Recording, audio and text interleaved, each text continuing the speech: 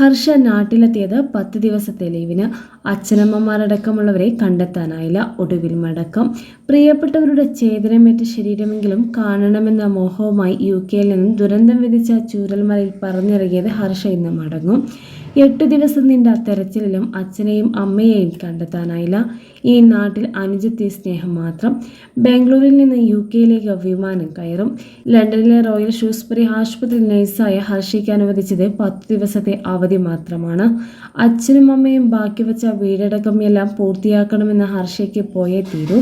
തോട്ടം തൊഴിലാളിയായ അച്ഛൻ ബാലചന്ദ്രൻ, അമ്മ അജിത, അച്ഛൻ്റെ സഹോദരങ്ങൾ, അവരുടെ കുടുംബമടക്കം 9 പേരെയാണ് ഹർഷയ്ക്ക് ദുരന്തത്തിൽ നഷ്ടമായത്.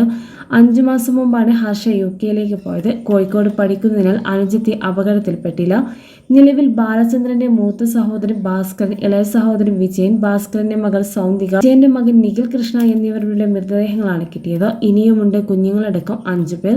കഴിഞ്ഞ 2-നാണ് ചൂരൽമലയിൽ അമ്മാവന്റെ വീട്ടിൽ ഹർഷ എത്തിയത്. 1 മുതൽ തിരച്ചിലിറങ്ങുകയായിരുന്നു. പുഴയുടെ തീരത്തും ആശുപത്രികളിലുമായിരുന്നു തിരച്ചിൽ. പക്ഷേ നിരാശയായിരുന്നു ഫലം.